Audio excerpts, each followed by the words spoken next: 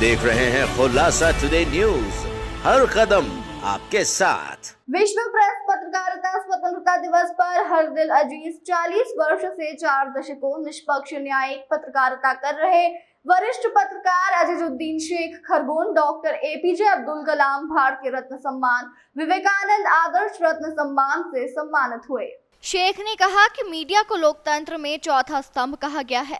Press को संवैधानिक दर्जा दिलाने की बात नहीं की, सिर्फ सम्मान दिया जाता है। प्रिंट मीडिया की स्थिति महंगाई के दौर में खराब है। पत्रकारों की सुरक्षा भी बड़ा सवाल है। हमें लिखने की कितनी आजादी है, सच को लिखो तो कितनी मुश्किल सामने आती है। वर्थ3 wellness foundation trust Lucknow, press club of working journalist, all India Haj welfare society, Qaumi Ekta committee Bakaner, Akhil Nimar Lok Parishad Bakaner इकाई, परख साहित्य मंच, प्रेस क्लब बाकानेर के संयुक्त आयोजन में 3 मई 2025 को विश्व प्रेस पत्रकारिता स्वतंत्रता दिवस पर 40 वर्षों से 4 दशकों से निष्पक्ष न्यायिक पत्रकारिता और समाज सेवा कर रहे विश्व प्रसिद्ध वरिष्ठ पत्रकार अजीजुद्दीन शेख खरगोन को शॉल, श्रीफल, प्रतीक चिन्ह, प्रशंसा पत्र, गुलदस्ता, किताबें देकर फूल माला से वरिष्ठ साहित्यकार लेखक विनोद कुमार सकुंडे, मध्य प्रदेश ग्रामीण बैंक के पूर्व प्रबंधक Ashwini Gupta, press club of working journalist राष्ट्रीय महासचिव सैयद रिजवान अली ने सम्मानित किया। शेख साहब अनेक बार राज्य और राष्ट्रीय स्तर पर सम्मानित हो चुके हैं। उन्हें सम्मानित करने वाली संस्था अपने आप को भाग्यशाली मानती है, गौरवान्वित फक्र महसूस करती है। शेख साहब को पत्रकारिता विरासत में मिली है। उनके पिताजी मीसाबंदी शमसुद्दीन शेख जाने माने समाजसेवी पत्रकार थे। नई पीढ़ी में शफी शेख, बेटा आमिर शेख पत्रकारिता कर समाज सेवा कर रहे हैं। शेख अजीजुद्दीन को पूर्व मुख्यमंत्री शिवराज सिंह चौहान द्वारा 29 अप्रैल 2013 को भोपाल में समारोह में शहीद कैप्टन अब्दुल हमीद पुरस्कार, जिसमें 1 लाख का ड्राफ्ट पुरस्कार, एकता, सामुदायिक सद्भाव बनाए रखने में सहयोग, भाईचारा स्थापित करने में महत्वपूर्ण योगदान के लिए दिया था और आज दिनांक में भी एकता सद्भाव कायम रखने में उनका नाम आदर से लिया जाता है। आप युवा पीढ़ी को क्या संदेश देना चाहेंगे? देखिए, मैं ना सांप्रदायिक सद्भाव का काम बड़ी शिद्दत से करता हूँ, साफ दिल से करता हूँ, नेक नियत से करता हूँ।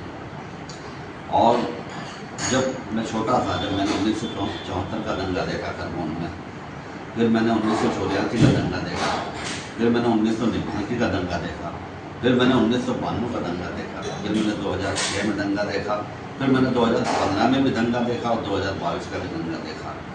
लेकिन जब 1974 का दंगा देखा था, जब मेरे बाल मन में, जब मैं बहुत छोटा था, 10-12 साल का हूँ, मुझे बड़ा अजीब सा लगा था।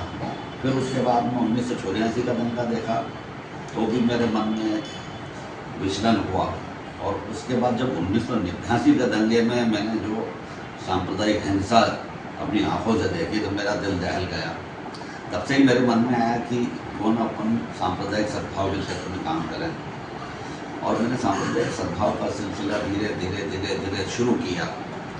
तो 1993 के बाद हमें ये स्थितियाँ बनने लगी कि लोग मुझे इस गतिविधि के लिए पहचानने लगे। फिर ये सिलसिला धीरे धीरे बढ़ता गया।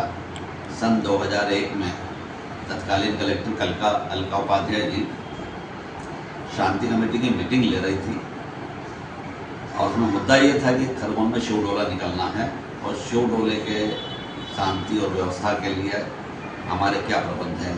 कलेक्टर मैडम बता रही थी कि हमने इतने वज्र वाहन बुलाए हैं, इतनी पुलिस की कंपनियां बुलाई है और इतने पुलिस के बल तैनात रहेगा। तो इन बिटवीन जब मीटिंग में मैं भी मेंबर था तो मैं मीटिंग में कुछ सोच कर नहीं गया था। अचानक मेरे दिल में ईश्वर अल्लाह ने बात डाली और मैं अचानक खड़ा हो गया और मैंने कहा, मैडम शिव डोले का स्वागत हम करेंगे, मुस्लिम समाज के माध्यम से करेंगे। अब मैंने जब ये बोला तो सब स्तब्ध रह गए शांति कमेटी के मेंबर और एक पल भर के लिए स्तब्ध और उसके बाद तालियां बजने लगी। दरअसल ये था कि 1974 में जो दंगा हुआ था उसमें शिव डोला निकलने के दौरान तलाई मार दी थी, मस्जिद पर गुलाल चला गया था, दंगा भड़क गया था और उस दंगे में 3 मुस्लिम समाज के लोग मारे गए थे। अब जब सांप्रदायिक सद्भाव का एक ग्राउंड पे शुरुआत करी तो मुस्लिम भाइयों में ये रिएक्शन आया कि जिस डोले के कारण ये दंगा हुआ उसमें 3 मुस्लिम मारे गए तो स्वागत कर रहे हो। मैंने सभी लोगों को समझाया कि खरगोन में शांति सद्भाव बना रहे हम एक दूसरे के त्यौहार पर एक दूसरे का स्वागत करें और ये सौहार्द बना रहेगा तो कभी कोई दंगा नहीं रहेगा। तो मैंने ये इंसानियत की सरजमीन उस समय तैयार की और सिलसिला ही चलता रहा।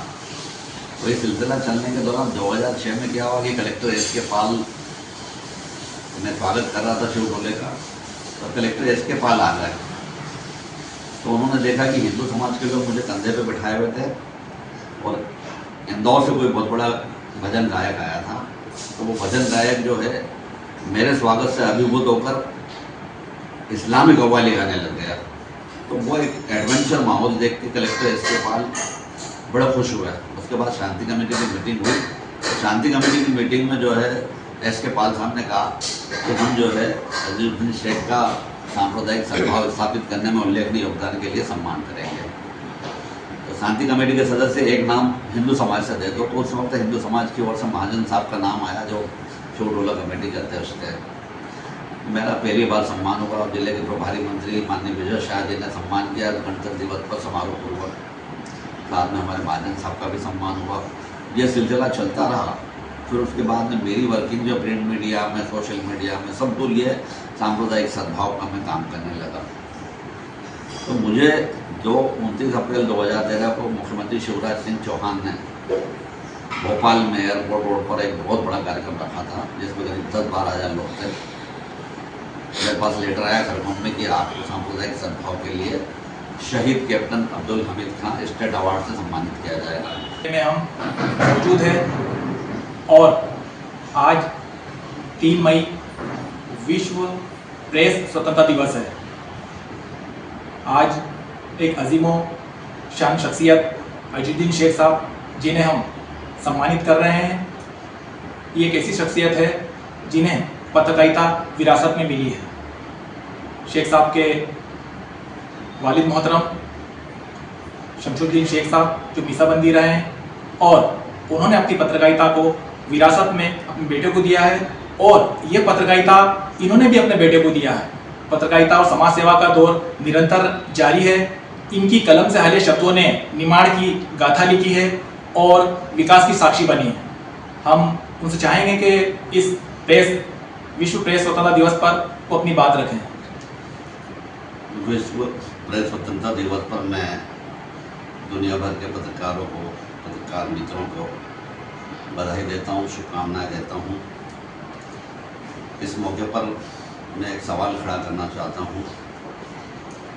प्रजातंत्र में मीडिया को, प्रेस को चौथा स्तंभ कहा गया है, लेकिन सिर्फ कहा गया है, संवैधानिक दर्जा नहीं है।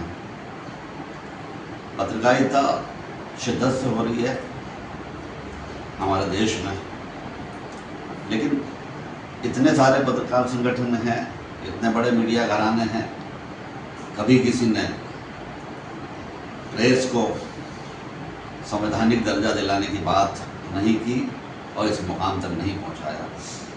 सिर्फ उनको एक सम्मान दिया जाता है और सम्मान को भी मैं क्या कहूँ, इन शब्दों में कहूँ कि प्रजातंत्र का चौथा स्तंभ है, आज स्वतंत्रता दिवस है, हम कितने स्वतंत्र हैं, हमको लिखने की कितनी आज़ादी है। बड़े मीडिया घराने कहीं न कहीं सरकार के दबाव में काम कर रहे हैं। प्रिंट मीडिया की स्थिति खराब है, सरकारें चाहती है कि हमारे अधीन काम करे। महंगाई के इस दौर में अखबार निकालना और पत्रकारिता करना बहुत महंगा हो गया है। पत्रकारिता में सुरक्षा भी एक बड़ा सवाल हो गया है। अगर सच को लिखें तो कई मुसीबतें सामने आती है और जब मुसीबतें सामने आती है तो कोई भी साथ खड़ा नहीं होता है।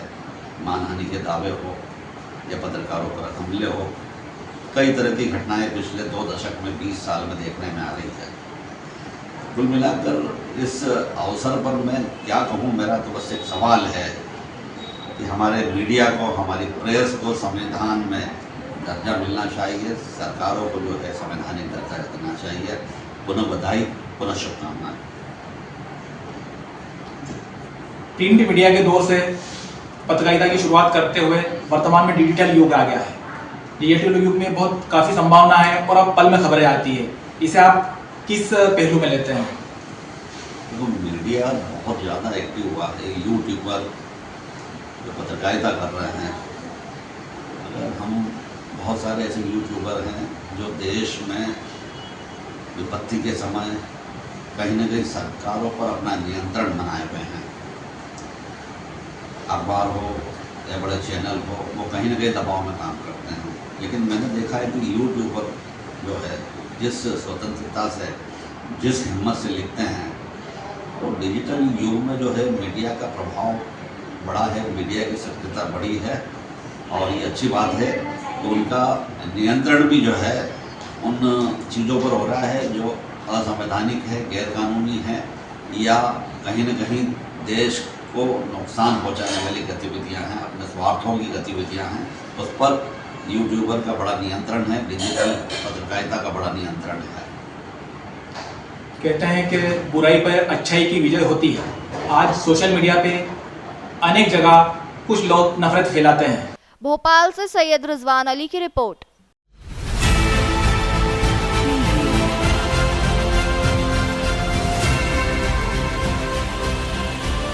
आप देख रहे हैं खुलासा टुडे न्यूज, हर कदम आपके साथ।